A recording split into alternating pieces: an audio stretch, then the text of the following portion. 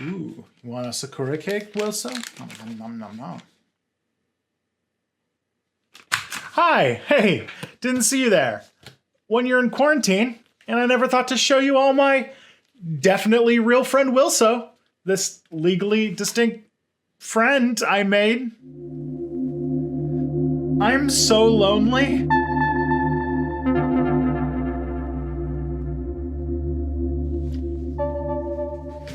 Loneliness is bad, like really bad. Like there are studies bad. One review of studies looking at loneliness found that social connection is as vital as air or water. But one study of the science of loneliness showed that people with stronger social relationships have a 50% increased likelihood of survival over a set period of time compared with those with weaker social connections. Other studies have linked loneliness to cardiovascular disease, inflammation, and depression. One 1972 study of prolonged isolation described the experience as not being physically tiring, but mentally it was hell. Another study showed extreme degradation of mental state and even vivid hallucinations. We don't know why loneliness is so linked to our health, but regardless, studies on several social species show that isolation causes physical changes in the brain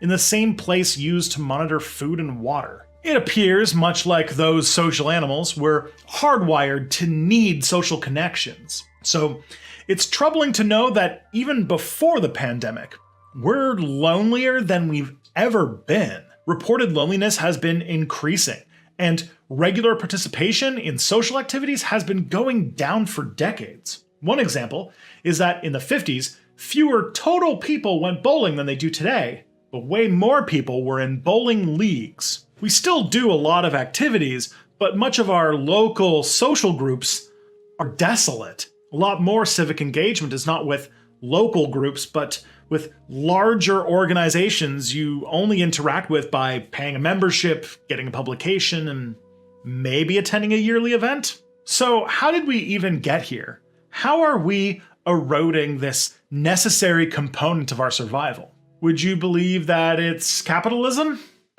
Could it be Satan? Yeah, I know, but it's true. Hopefully though, today you'll get an idea of what the bars around the prison we live in are built with, how it was built, and maybe we'll find a way out. But before I go into a long rant about capitalism being bad, let me just, do a little bit of it to pay the bills. This video is sponsored by Bokksu. So I'm always curious about people's daily lives in far off places. Just how people go about their day. And one of the small things I recommend you do when abroad is check out the little things, like what kind of snacks are in the corner shop, that kind of thing. Just to see what daily life is like. Since we can't travel right now because of COVID, and because it's costly to get to Japan, Bokksu lets you take a small cultural tour of Japan, one snack at a time. It even comes with this manual that has like the cultural significance of each of the items. Like this month's box dedicated to the hugely important cherry blossom. First-time Bokksu customers get the Seasons of Japan box, which gives you a big picture tour of the different tastes across the country. When you come back, you can get ones like the cherry blossom box or a Valentine's Day themed one I got back in February. Bokksu honors Japanese heritage and artisanal makers by partnering with them to bring authentic flavors around the world. Wilso, my legally distinct companion ball, enjoys them. And you might think it's worth a try too. So if you want to give it a shot, you can get up to 10% off, save up to $47 on your own authentic snack box from Bokksu using my link and code, which you can find in the description or on the pinned comment. There. I did a capitalism now. Bills paid. Let's move on to the content.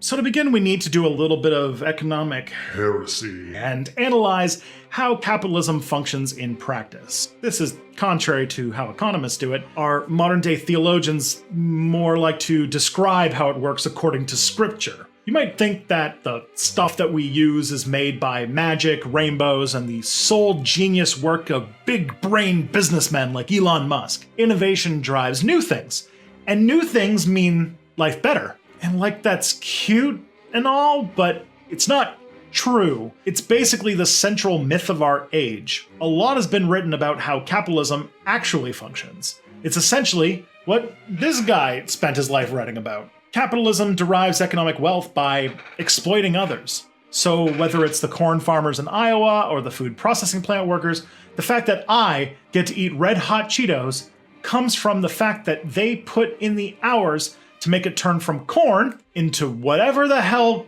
red hot Cheetos are. Capitalists then take that sweet, sweet Cheeto dosh generated by all these hard workers and pocket the majority for themselves. Of course, after washing their hands, they don't get that red hot dust on their Armani suits. They need to ensure those workers don't start making their own red hot Cheetos. So, you need to grab up as much of the corn, red hot dust, and food processing plants as possible to keep them out of the Cheeto game. For this to work, you need to make sure all resources and the equipment used to make Cheetos are private property, and you need to protect that private property. Sometimes by force.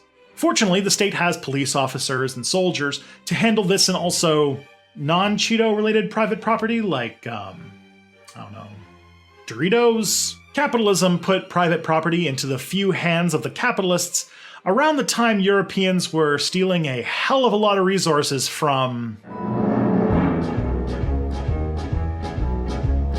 well, everyone else. Which makes a lot of sense. It was a justifying ideology to say you're a good little boy for conquering, enslaving, and drawing fences around shared resources to call them yours. It also means that the fundamental motivation of a capitalist economy is the same as colonialism. You must find new lands and markets to conquer, new ways to get people to consume corn, and new workers to underpay. And that has a social impact on people. The way our economic relationships with each other functionally inform the social structure we build up around ourselves. Typically, these economic relationships exist to reinforce and justify the way things are. This process is how we broadly form our culture and ideology. The process of turning largely common land into private property is called enclosure. Powerful people would build fences around the commons, as people called them, and restrict its use to only one person, or paying customers. Those people who lost the commons couldn't produce anything off of it, and so had to switch their livelihood to renting their freedom to the same people who enclosed the commons.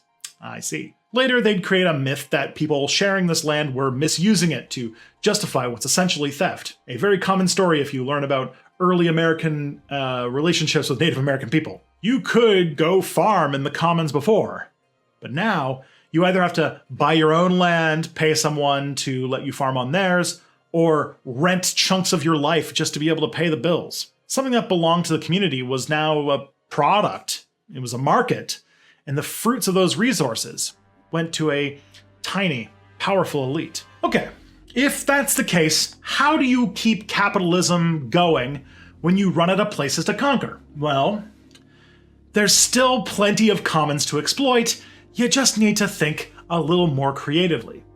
We've already taken away common land and put a price barrier on it, so if you want to do something like, say, eat, you have to pay for it.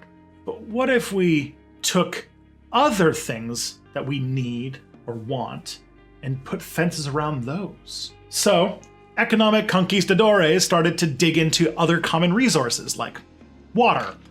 But to go back to the topic at hand, enclosure also came for our human bonds and social interaction. We started to build fences around our personal spaces and turn them into one which requires a transaction. This started with something as simple as the shape of families. We encourage people to move into nuclear single-family homes. More homes mean more home sales. Smaller families mean less sharing. Now, for example, your 4-person family needs their own washer and dryer that only gets used once a week. Grandma and grandpa don't live there, so they have to get their own. What about public places to hang out with your friends in? Well, those have to go too. Parks need to charge admission, and just hanging out in the street is now called loitering. I really can't believe that we don't talk more about how being in public without buying something is a crime. These places where we weren't working or at home were called third spaces. And now, if you want to hang out with your friends without paying someone money, your options are minimal. We design public benches to be uncomfortable, so you don't stay super long. Stores will blast high-pitched sounds to make the area around them unpleasant for teenagers. I mean, now that Kelly and I work from home, we don't even have second spaces to get our social kicks from like office gossip. But what about communication? We used to talk to people or write letters through a public postal service. As we found better and faster ways to communicate, we did so using capitalist logic. Now, a lot of the postal service is delivering things you purchase through a transaction and is largely becoming privatized itself. And most forms of communication involve transactions. Think about the profit made off of nearly every way you interact with others. Your phone, that you're maybe watching this on right now, was built by a for-profit company, and the networks are maintained predominantly by for-profit companies. Twitter, Facebook, Discord, all of them make money off of you using them. If there wasn't a transaction making them cash for you using it, it wouldn't exist. Heck, even dating is primarily funneled through for-profit apps. I say, as someone who met his wife on OkCupid. With the pandemic, now we hardly interact with anyone unless we're paying one of these entities. Entertainment, furthermore, moved from a verb to a noun. It's not necessarily bad that we went from, hanging out, playing music, sing-alongs, and parlor games, and instead now do things that are a little bit more solitary and involve purchasing things like watching movies, TV shows, or listening to recorded albums. But I will say you spend a lot less time doing stuff with your friends this way. Video games are a little bit of an exception and they're pretty good. However, you're still doing something through a transactional purchase, and a rather expensive one too. And it's no longer turning into a single upfront purchase that you can then continue on to play with your friends. Now, a lot of these companies have constant micro purchases, loot boxes, and things like that to exploit children and people with gambling addictions in order to milk more pennies out of everybody who uses their platform. And if there isn't a way to make a transaction out of a type of social interaction, it's considered wrong somehow.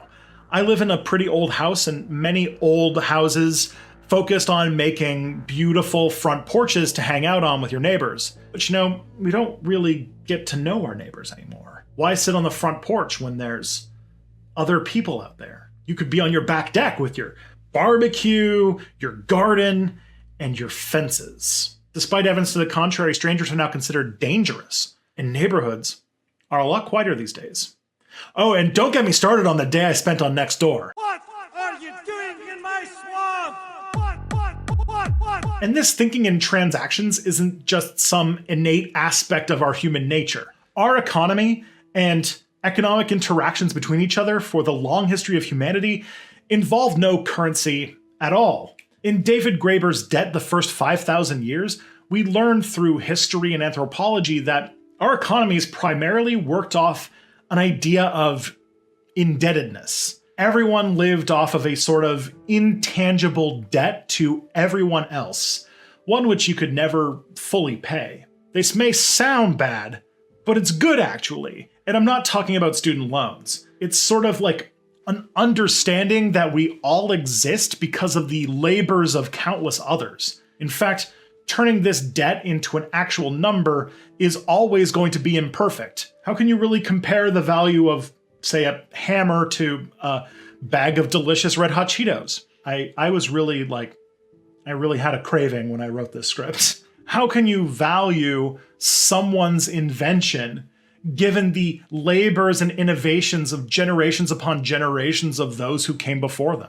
Reducing our debt to each other to numbers and then, heaven forbid, paying off said debt is akin to saying you wish to cut yourself off from your fellow humans. In Debt, Graeber told the story of a parent who gave their kid a bill for every cent they cost them on their 18th birthday. To most people, this sounds absolutely horrible and honestly like the father is signaling that he never wants to interact with his child again. I mean, what other interpretation of squaring debt between parent and child is there but wanting their connection resolved and over with? At the end of the day, who cares? Why does it matter if we replace the sort of primitive communism that makes our world function with economic market-based transactions. The problem is that it typically means that those luxuries that used to be necessities are becoming less within reach for the vast majority of us. Our current dominant economic ideology is neoliberalism, an assumption that if something can be made into a for-profit transaction, it should be. It's been used to force countries just getting out of colonization into crushing debt, forcing horrible austerity from development loans. It has led to the enclosure of the few social services governments did provide to make yet more growth by turning what used to be a public service into a market transaction. And without some sort of redistribution, money, the magic number that determines whether you're entitled to live, keeps moving into fewer and fewer hands. The wealthiest 15 Americans in this country, 15 people, and that includes Bill Gates, the Koch brothers, Sheldon Adelson, and a bunch of others. These guys have seen their wealth increase by $170 billion. That's just an increase in what they previously had in a 2-year period. To put this in perspective, that increase in wealth for the top 15 Americans is more wealth than is owned by the bottom 40% of our people, and it is double what this country spends on nutrition programs to feed over 40 million Americans. Billionaires are hoarding vast piles of money, more than they or their families could ever hope to spend, even if they lived for thousands of years. Meanwhile, the vast majority of people are losing their buying power if you factor in inflation. In general, the last 50 years has been defined by our economic power going down. We have less and less money, while more and more parts of our social lives happen through economic transactions. As a result, we're losing our ability to enjoy what we once did, and we're encouraged to make up for our falling behind by preying off others. I mean, I'm literally encouraged by YouTube to develop a parasocial relationship with you. It's so that you will, in an arguably pretty unhealthy way, sate your need for social interaction by watching me, a person who doesn't know you. That's why I keep using the word you. They tell me to do so to encourage the parasocial relationship. YouTube wouldn't encourage this if it didn't work. Don't worry though. You can trust me never to abuse this relationship. I'm your good friend Tristan. The transactionification, is that a word? Whatever. The transactionification of society has definitely bled into the culture and norms of our lives. People are overworked and under-socialized. And as a culture, we're working overtime to justify why that's okay. We're no longer antisocial. We're just introverts who are somehow superior intellects to those lowly extroverts. We're no longer working inhuman hours to just cling to existence. We're hustling. And yet, despite these justifications, we're sinking in rising levels of social anxiety and depression. I'd tell my own experiences with it, but that would just be self-important navel-gazing. I've felt some sort of awareness of this for a while, but that doesn't mean that the urge to hustle and isolate hasn't hit me either. As a gig economy creative sector worker, this stuff results in me having some strange thoughts. Like many in my field, I feel the pressure to even monetize things I do for fun. As you can see in the background here, I have many Dungeons & Dragons books. It's probably my one big hobby, and I have fought tooth and nail to not turn this creative outlet and time with my friends into a podcast or stream I could use to pay my bills. Despite what my Twitch chat says, some people would watch such a thing if I tried it. Oh no, he's going on about D&D again. Ever wonder why everyone seems to have an actual play podcast these days? It also affects the people I'd arguably have the easiest time talking through these feelings with. This mega rich website makes me fight every day to be popular by making it contingent on my ability to afford things. It creates a feeling of competition with my friends and constant anxiety that what I'm putting out is never good enough. When my friends are successful, I'm happy for them. And then I go and return to a place of hating myself for not being as successful. A poorly performing video can make me upset for weeks. Patreon helps, but again, that's another transaction. Then there's the fact that what I do has been thoroughly called out by Mark Fisher in Capitalist Realism. I'm an anti-capitalist doing a sponsored video on a capitalist platform for cash. And all because it's what I need to do to pay the bills. But at the end of the day, I'm using a medium that creates a safe environment to consume anti-capitalist ideas without actually challenging them. If anything, I'm feeding them. He made us all take a look at what we were doing, and in the bargain, he got a taste of real freedom. We captured that taste, and we keep giving it to him so he can give it right back to you in every bite of new Simple Rick Freedom Wafer Selects. Come home to the unique flavor of shattering the grand illusion. Come home to Simple Rick. It creates feelings of hopelessness. It's like there's nothing I can do to break out of this titanic, impersonal structure. It's way too much for any one person to seriously change. There's a strong sense of impotence to this inevitable system. It feels like there's no way out, you know? I'm not going to pretend that there's a way to fix the world with any change beyond big structurals. Without the Vanguard Party or the perpetual energy waste of electoralism, we need action to even convince ourselves we're capable of making change. And that is simple, hometown, local organizing. We're coming to a stage in the pandemic where we might be able to do more things with people. While I was not an active community member before, I will try to get involved with something. Anything that's not a market transaction. There's plenty you can do from small to large. Hanging out with your friends at your or their place or a park. Pool resources with things like tool libraries, and use those tools to repair and share stuff you no longer use. And of course, join an org, you nerds. Whether it be something radical like Food Not Bombs or simply a social club. I just want you to exist with other people in a way that doesn't involve buying stuff. And I'm not saying play D&D, but that can get real fun for real cheap and gets you together with friends. Okay, shutting up on that one. We're at a point where we're locked in a prison and we need to work just to see the bars of it. Every incentive of our economy and culture pushes us not to see it. We have to focus on consciousness raising to get us to the point where we can even feel capable of changing things. And as a historian, I can tell you, everything seems impossible. Right up until it seems inevitable.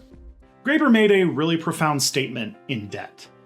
We owe our existence to countless people, and the size of that debt is truly incalculable. As philosopher Peter Kropotkin said, all belongs to all. We shouldn't pay our debts to society because it's literally impossible. Capitalism breaks down the honestly communistic connection we all have, and is trying to fill it with new ways to funnel resources from us to the wealthy. It's literally killing us, and we need to fight it even at the personal level.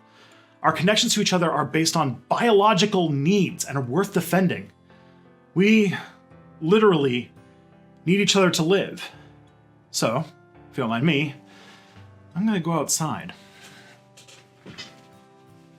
Oh wait, nope, there's a pandemic. I'm gonna go find a safe, responsible way to interact with my fellow people when it's safe to do so. But I know that I'm not going to need you anymore.